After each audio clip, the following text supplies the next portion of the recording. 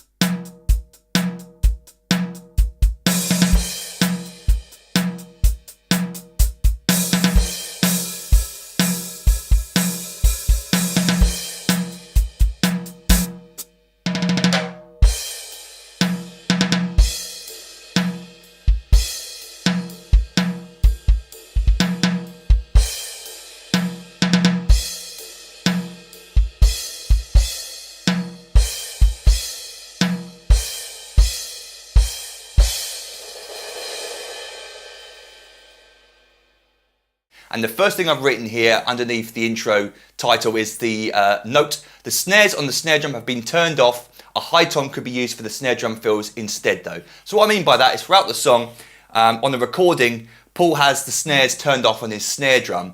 And then on the recording also we get these drum fills which sound awfully like a timbale. They could be very similar to a snare drum with the snares turned off, a shallow snare drum, but it sounds more like a timbale to me. So to make it sound like more like the recording and for a bit of fun, I've changed the snare drum sound effect to a timbale, but you can replicate that just by simply turning the snares off on your snare drum.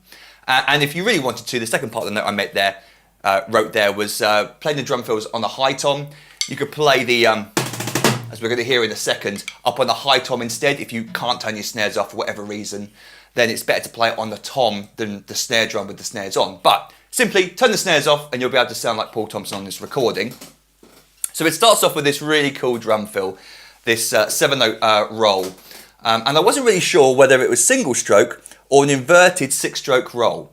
I think I'm going to, I believe it's a single stroke. It sounds more like the recording, but the inverted 6-stroke roll, which I'll show you in a second, lends itself really nicely to the way the drum fill sounds. We get this natural accent on the first note, and then the last two notes are also kind of a little bit accent, and the inverted 6-stroke roll lends itself really well in order to play those accents nicely. But you can also replicate it almost exactly with single stroke if you've got a bit of technique.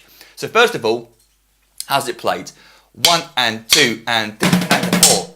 So we got, without hitting the sticks, each of the sticks, we got 7 notes there. 1 and 2 and 3 and 4. 1, 2, 3, 4, 5, 6, 7.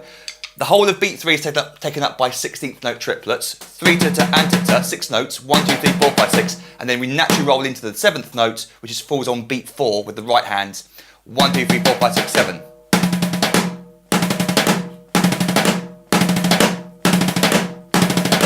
So we get 1, 2 into our first drum beat. 1 and 2 and dun. Or on the high tom, 1, 2. Now, you could also use the inverted 6-stroke roll, which I quite like to do a lot in my playing. And the sticking is right, left, left, right, right, left, and then back to the right hand for beat 4.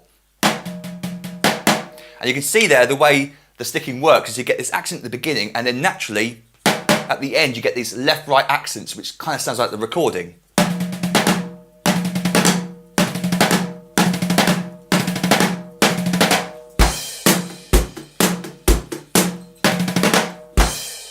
So you've got those two fun stickings to use, single stroke which I think is what he does on the recording.